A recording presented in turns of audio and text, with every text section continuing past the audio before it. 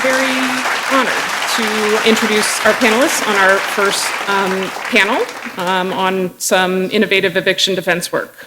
Chris Baumgardner, I pronounced it correctly? Yes? Is the managing attorney for the Fort Wayne branch of Indiana Legal Services. He's been with Indiana Legal Services for 12 years, first as a staff attorney and now as the managing attorney. During his career at Indiana Legal Services, Chris has represented numerous clients for evictions, foreclosures, and other housing cases with a focus on housing habitability. Chris has partnered with local health departments to implement a referral program whereby the health department can refer tenants who are living in substandard housing directly to ILS for legal assistance. In addition to housing cases, Chris represents clients in a variety of other civil legal matters, such as family law, consumer law, public benefits, as well as supervising other attorneys and support staff in the Fort Wayne office. Chris is a graduate of Purdue University and the University of Toledo College of Law. Welcome, Chris. Liza Rios is the managing attorney for the Lansing office of LSSEM, Michigan Advocacy Program, and has been with the program for over 10 years now, right? A little over? Okay. Specializing in housing law, Liza graduated from the University of Michigan with a BA in political science in 2001 and received her JD from the University of Michigan Law School in 2004. Liza has dedicated her career to public interest, implementing innovative solutions to complex problems in poverty law. Liza has implemented eviction defense programs in both rural and urban counties and district courts in Michigan. She's presented her work both regionally and nationally and consulted several other legal aid programs as they model similar programs throughout the country based on Liza's work. And finally, welcome Liza, and finally Judge Tom Boyd. Judge Boyd was appointed to the bench on June 29, 2005, and then was elected to the bench 3 times after that, it looks like already. And he'll be elected one more time in November of 2020. At least one more time. I don't know how old you are. That's personal. He received his JD from Wayne State University Law School. He was appointed an assistant attorney general in 1995 by Attorney General Frank Kelly. Judge Boyd leads the 55th District Court Mental Health Court team. He also established and presides over a domestic violence court. And you're going to hear today about his eviction defense work, or his eviction defense court work. In 2014, he was appointed by Governor Snyder to the Michigan Indigent Defense Commission. As an appointee, he represents the Michigan District Judges Association, and he's been incredibly effective in moving that organization forward. His term expires in, well, that's a lie. I'm not going to say that. We're not going to let his term expire, I'll tell you that right now. He is active in the Michigan District Judges Association. He currently serves as president-elect. He was the chair of the Trial Court Funding Commission, which finished its work early, I think the only statewide commission ever to do that, and recommended substantial improvements to how we fund our courts, which will have tremendous impact on access to justice throughout the state when he gets the legislature to enact them, which I promise you he will. He is the district court judge on the statewide task force that I just talked about, and he is incredibly effective at everything he does. And I feel grateful to have him working on so many important access to justice efforts in Michigan. Welcome, Judge Boyd.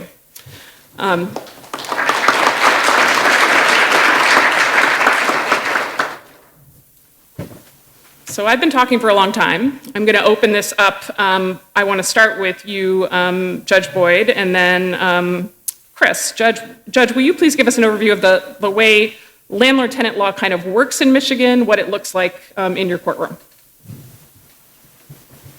Thank you, Chief Justice McCormick and distinguished guests. It's a real honor to be here.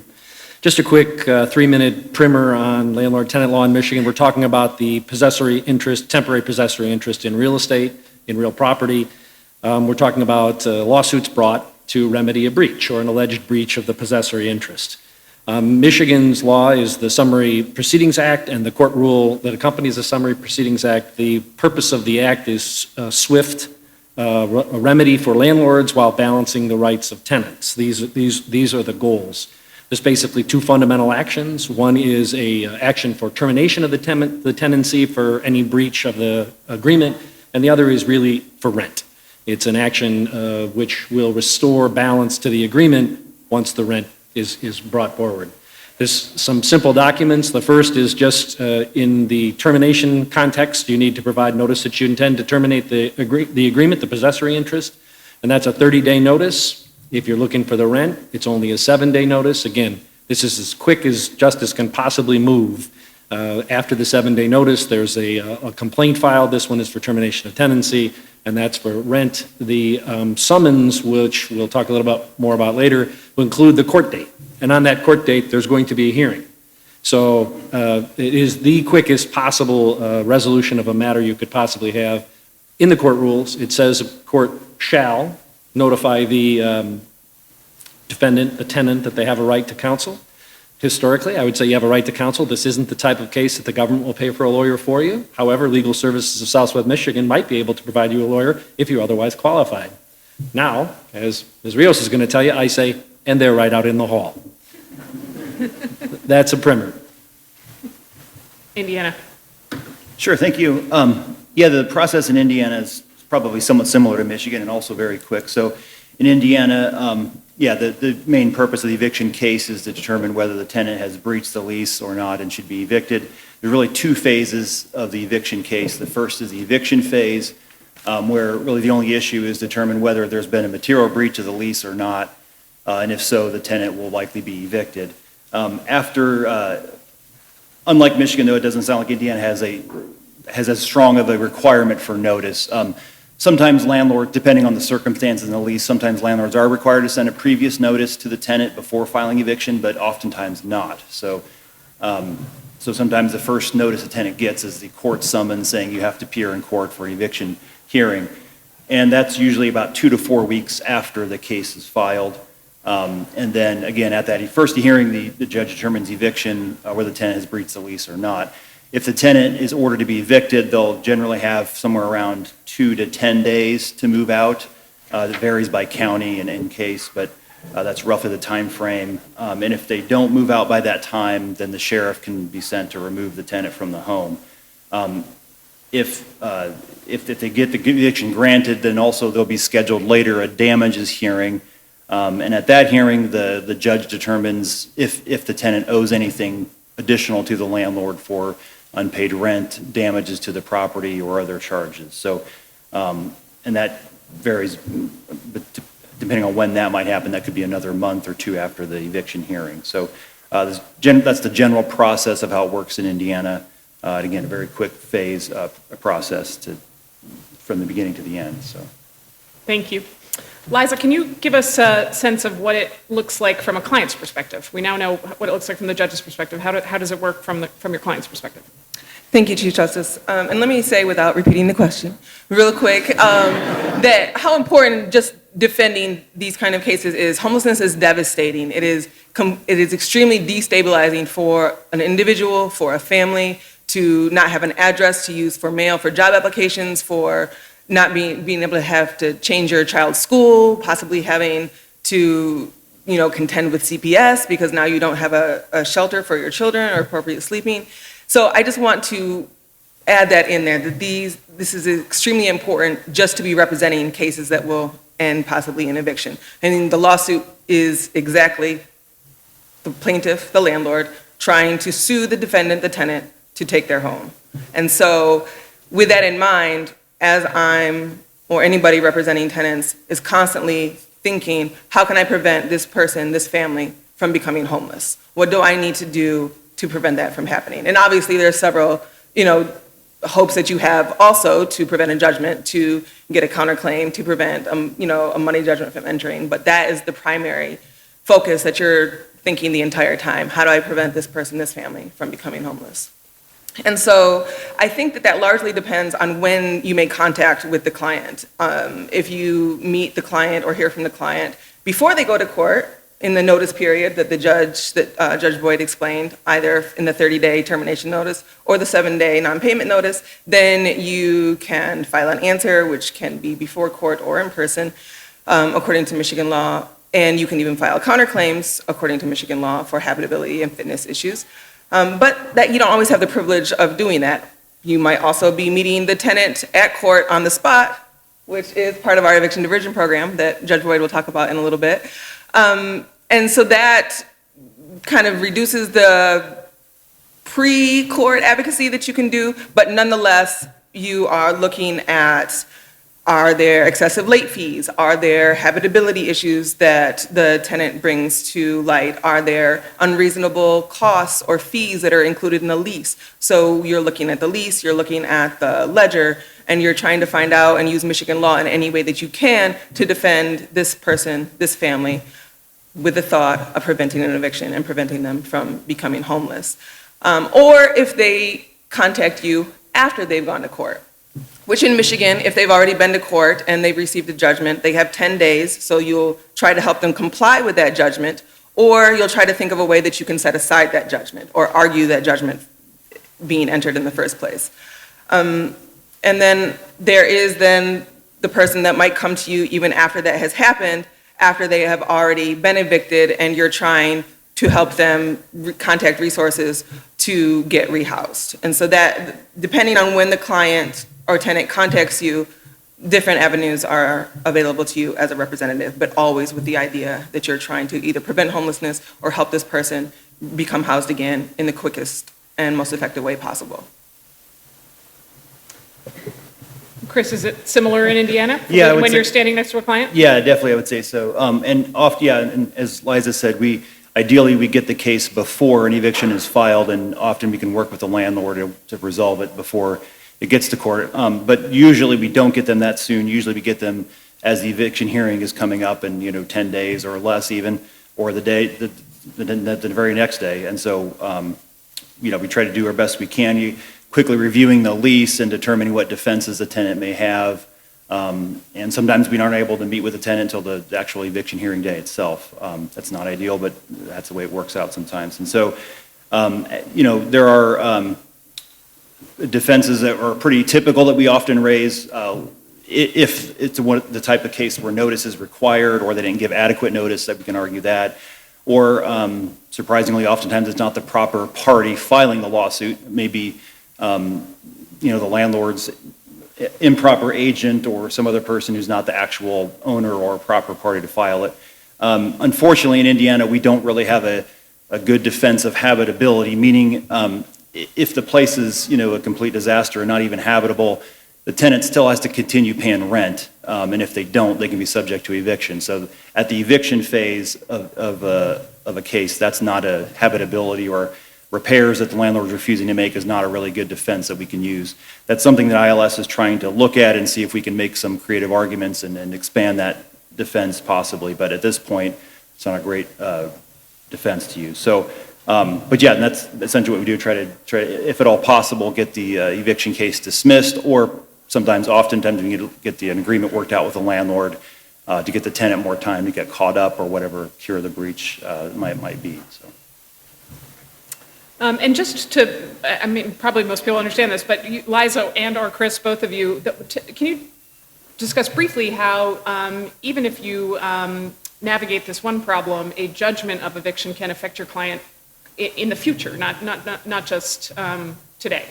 Yeah, absolutely. Our clients are even now calling us about an eviction that happened 5-10 years ago, and it's continuing to cause them problems as they look for different housing. So if there is an eviction on their record, landlords will say, I'm sorry, I can't rent to you, or I'm sorry, I have a bad landlord reference because you have this on your record. They'll look at the court docket, and there's landlord kind of software now, things called like Yardi and other things, where it kind of keeps this district court system from the landlord's perspective that they can use and deny tenants based on it, which is something that we're taking a look at in the Lansing office. But even beyond that, if there's a money judgment, it can be reported to the credit bureaus, and once it's on someone's credit, the tenant really has a difficult time getting it removed, if they even have a chance to remove it, on top of the ability to garnish after 21 days if the money judgment is entered. Similar in Indiana? Yeah, definitely. Yeah, we have a lot of tenants who have had evictions, and it just makes it much harder to find any housing, and it means that they just they're left with substandard housing that's overpriced, because that's the only market that they can get into with the prior eviction history. So one of the things we try to do is, even if we can't get an agreement or client doesn't have great defenses to keep them in the home, we try to avoid an eviction order from being entered, basically give by them more time to move out before an eviction order is entered. That way it prevents that from affecting them years down the road. Yeah. Judge Boyd, in 2012, your court, and by that I mean you, established an eviction diversion program. Can you tell us a little bit about how that came about and a little bit of what you did? You know, as you could tell from the bio that the Chief Justice read, Congressman, definitely the long version. I don't hold my opinions to myself very well. And so in 2011, I realized that tenants were coming and saying, I need a judgment to get help from the government. Well, I knew that wasn't true, so I called the director of the Department of Health and Human Services to complain about this. And she said, oh, I'm so glad you called. I've been wanting to talk to you. And so Sue Lynn Holbrook, director of DHS, said, we'd like to talk about eviction diversion. I said, okay, that's great. Let's talk about what I want to talk about first, and then let's have a meeting. And I explained to her what my position was, and she said, I totally agree. Let's work on that, but let's talk about eviction diversion. And that's actually when I met Ms. Rios. We went with Ms. Holbrook to Kalamazoo, the first eviction diversion program in Michigan. And what Ms. Holbrook explained to me was that Ingham County, which is the 8th or 10th largest county, was second only to Wayne in per capita homelessness, and it was really expensive. It was busting her budget. So she wanted to affect homelessness by stopping evictions. And so we went on this in a two-part strategy. First, she agreed to let me and my partner, Judge Donald Allen Jr., teach her employees the law that applies. And so we put together this program. It's really 40 slides. I'm just going to show you a couple of them. So I talked to her for the first time in January of 2012, and by April, I was in front of her staff doing an in-service for all her workers, explaining how their law, this is the manual from the department that she works for, how it worked page by page, looking page 1 of 6, page 3 of 6, walking through and explaining what the terms in their law, how they translated to the law in my world. And talking about what the documentation their law required them to have and what it meant in my reality and how we could work together, explaining the documents and the data that they needed from our forms and how they could get that without getting a judgment and without an order of eviction. So this is how the process began with that seminar, and then we began the eviction diversion program. In our court, we have a very small court. It's 2 judges, about 28 employees, but every year we sit down for strategic planning, and one of our strategic elements is always to expand and enhance community partnerships. Because we know that those silos that the chief talked about a moment ago are the greatest impediment to problem solving for real people. And so not only does this partnership include Ms. Rios and Legal Services, but it also includes the Department of Health and Human Services, who for 4 hours every Thursday afternoon have 2 housing specialists come to the courthouse to talk to the folks. So not only does Ms. Rios and her attorneys and students deal with their legal problem, they bring them down to the state to see if there might be aid available to help them solve the real problem, the underlying problem. So we have a variety of different organizations. Honestly, Ms. Rios knows more about this than I do. I'm just kidding you. She could explain to you exactly who's in the building, but we have a variety of people come into the building and meet the tenants at the door to try and solve their problems. What we end up with, and again, Ms. Rios and I both talk about it in a minute, we end up with settlement agreements instead of judgments. We end up with conditional dismissals instead of judgments, and we move people towards a better place without either eviction or, as importantly, is the judgment that she just talked about and how damaging that can be. Liza, your office is an important participant in the eviction diversion program. Can you describe a little bit about how it's affected your ability to represent your clients? Sure, thank you. So I think programs like this are a just tremendous use of resources. I think for landlord-tenant cases, having an attorney makes all the difference. When a tenant does not have an attorney, they're much more likely to just kind of get steamrolled by the landlord's attorney or by the landlord, or agree to things that might be in their lease that are not valid clauses of the lease, but they think they signed it, so they have to do it. And having a lawyer just really makes all the difference. And so with programs like this, it's kind of a wraparound services. It's kind of a one-stop shop with it, where it's partnerships from the court and legal aid. We have the supreme luck of having law schools near us, and so we also have a partnership with the MSU Housing Clinic, as well as law clerks from both Cooley Law School and MSU Law School. DHS, as Judge Boyd mentioned, and other social service agencies that have funding for rental arrears or funding assistance for moving costs. Because the outcome of the landlord-tenant hearing that day could be we agree on a move-out date. It could be we're setting it for hearing because there's multiple defenses. It could be any variety of things. And the idea is that we have a service there to help a tenant no matter what that outcome is. And so as tenants are arriving the day of court, so we're meeting people the day of court, and we're, like I said earlier, we're reviewing the ledger, we're reviewing the lease, we're talking to the tenant to see if any defenses are available to them. While we're doing that, the tenants are also meeting with social service agencies, talking to DHS, filling out applications for assistance, talking to other social service agencies, and we're kind of including that, if possible, in our negotiations. For example, if it is a non-payment of rent case that, well, this tenant is eligible for this amount of money from DHS and has this amount of money saved up, so we think we can get this together by this date. If you can just give them a little bit longer, we think we can prevent an eviction. And ultimately, it ends in what we call a conditional dismissal rather than a judgment that would then get reported on their credit, and a judgment that would show up on a docket search for prior evictions, even if there wasn't an actual eviction. Sometimes tenants are even denied housing if there's simply a judgment, even if they've complied with the judgment and they're not ultimately evicted.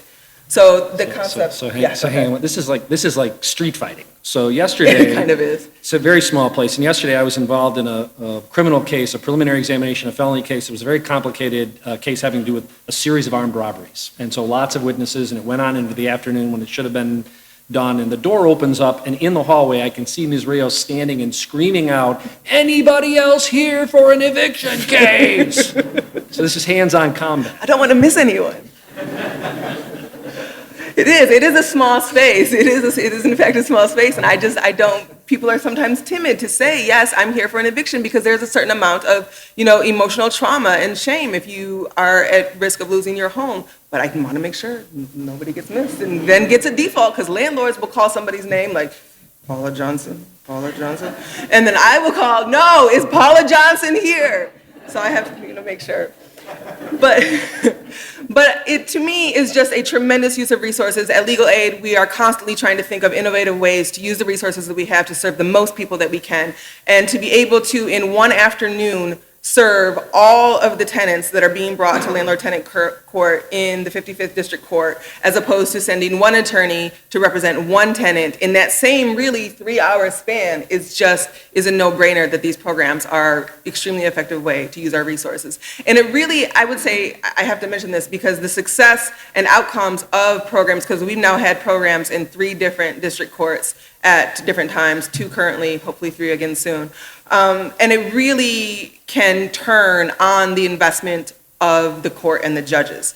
So you can have a program where the judges kind of are less involved and less invested, but it's still a win because legal aid is there and social service agencies are there. But when you have a court like the 55th where the judges are invested and believe in the program, it is very close to acting like a civil Gideon, because the judges are making sure that everybody knows that if you come in here, if somehow the landlord got a hold of you before legal aid got to talk to you, the judge will say, are you aware that legal aid is in the building and you have the access to talk to an attorney if you want to? And so I really can't stress enough the importance of the success of these programs, really involving investment from the courts and the judges. And I also have to point out, Charles Dave Hobbs is here, who I didn't know was going to be here, but he was in the very beginning in 2012, and he was a law clerk in this program, and so it's great to see you again. So I just can't speak highly enough about the programs. Judge Boyd, can you tell us a little bit about how it has changed from your perspective? Has it changed your docket, and do you want to defend what sounds like activist judging? Just kidding. Thanks. What that is the chief reminding me that when we talked about this, I wanted to say that, you hear about activist judging, which is a term derisively used for someone who puts their own opinion in place of the law. And I think it's very different than active judging.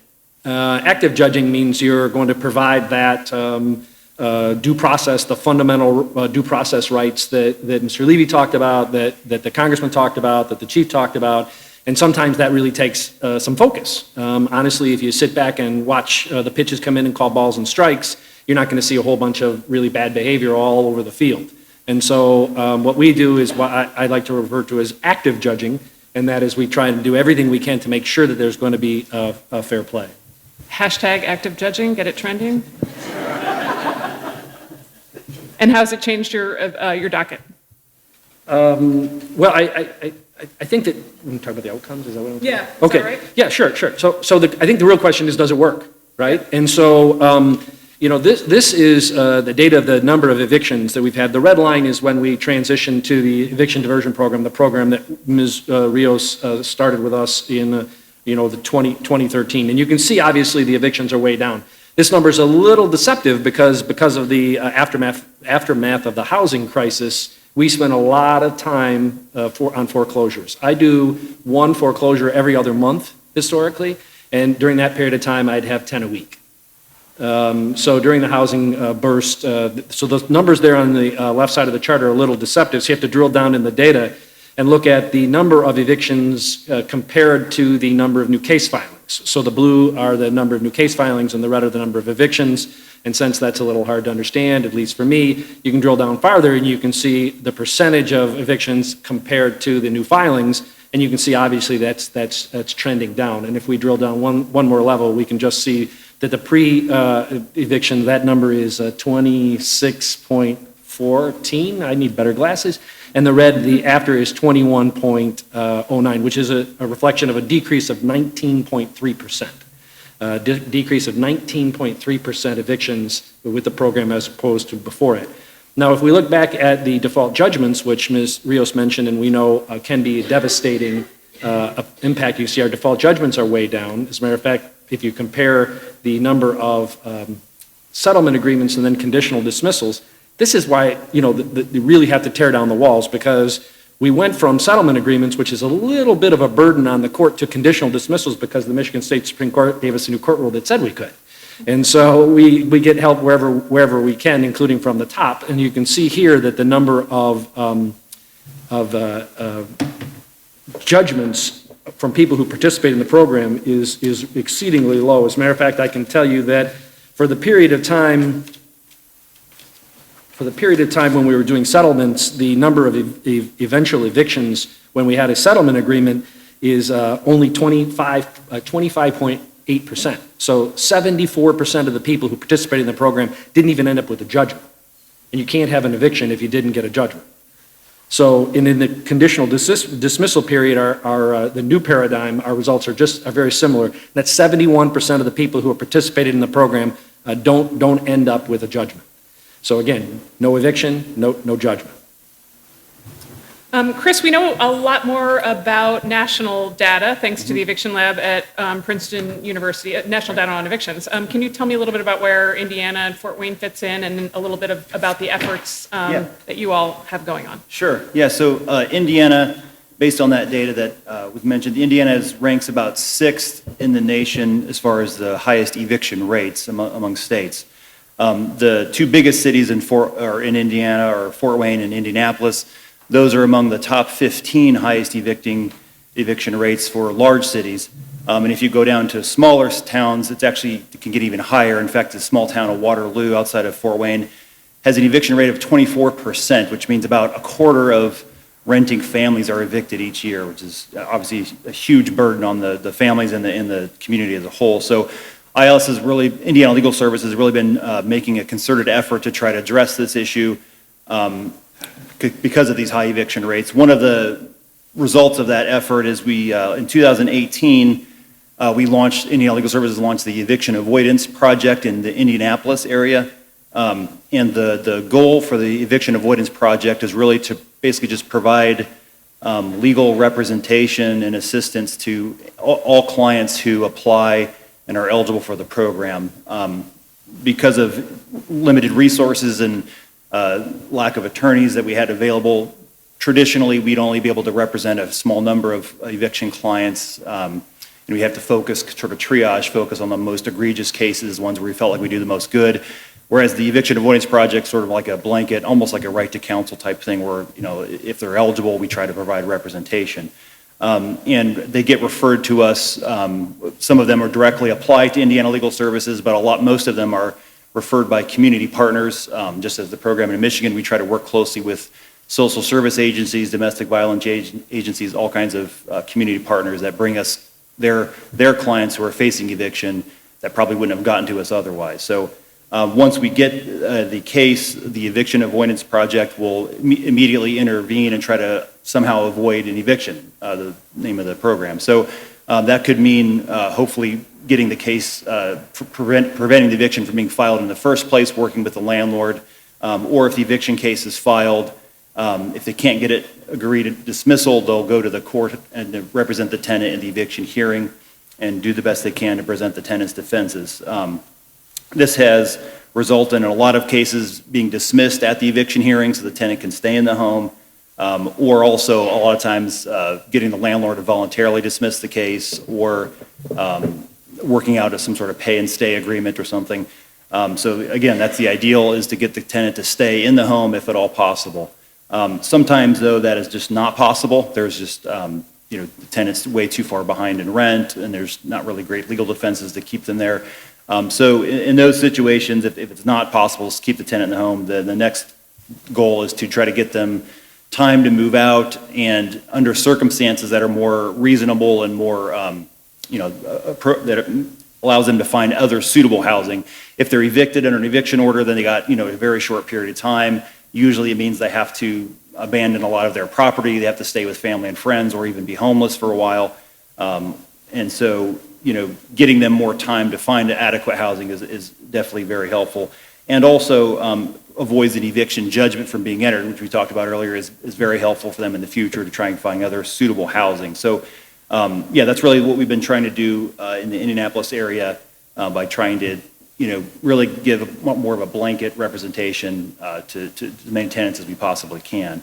In Fort Wayne, one thing that was mentioned earlier is we're working with housing, the health department, and also the housing building code department, where they, a lot of times tenants are complaining to their landlords about stuff that's not being fixed, and the landlord won't do anything, so then they call the health department or the building code enforcement agency, who comes out, and then if they find violations, they'll notify the landlord that they got to fix things. But then a lot of times the landlord will turn around and try to evict the tenant because it's a problem tenant. They don't want to deal with it, so they just evict them. So because of that sort of scenario that happens a lot, the health departments and the agencies will refer those clients immediately directly to ILS so that we can start representing them quicker before the day before the eviction or something like that. So it's a great partnership we have with those programs, and they kind of know what to look out for, and we'll and it's also good for us because we know right away that there's a legitimate housing issue or habitability issue because the health department's already said so, and that's a great start on the case already. So yeah. And this is probably gonna be the last question because I know you have one more panel, but I want to ask each of you, based on your work and what you've seen, what strategies or programs would you like to see in a world of unlimited resources promising equal justice for all? I love that world. That would be fantastic.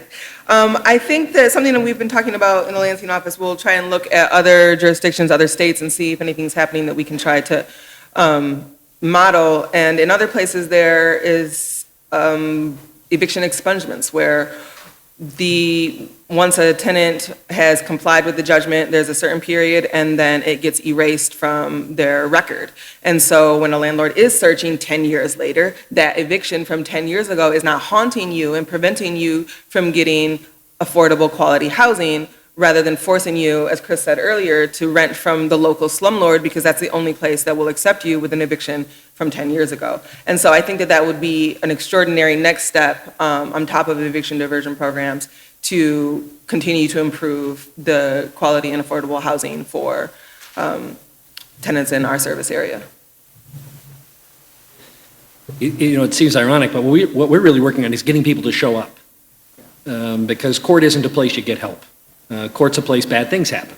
And so when we send out a summons and complaint, this flyer is stapled to the front of it, and it says, if you need help, call 211.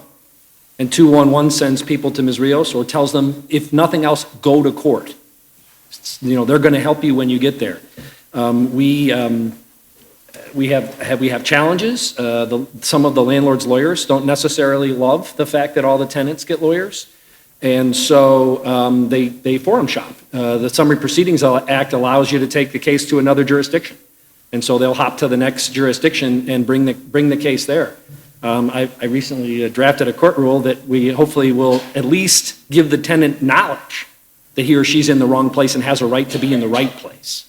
It's winding its way through the process. The point is that you have to really reach out to people to say, this isn't we have partnerships with the health department. When there's flu outbreaks, we have vaccine clinics in the courthouse because we're not necessarily close to the health department. If you make the court a place where it's a community center where good things happen, then it's more likely that people come for help. And I do want to say one thing, and it's a plug from the people who work in the district court.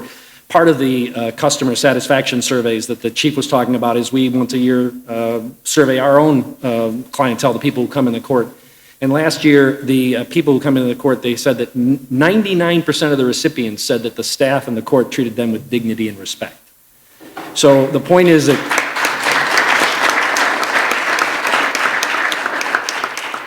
I accept that on their behalf and their behalf only. I'm usually somewhere else when all that good work is going on. But the point is that if it is a warm, welcoming place where people can learn that good things happen as well as bad, we'll have more success because we need to, our default rate is still higher. You know, the last bar, those reds default after participation in the program, those were under 100, 108, and these are still, in the 600 range. Our average failure to appear default is 566 people per year.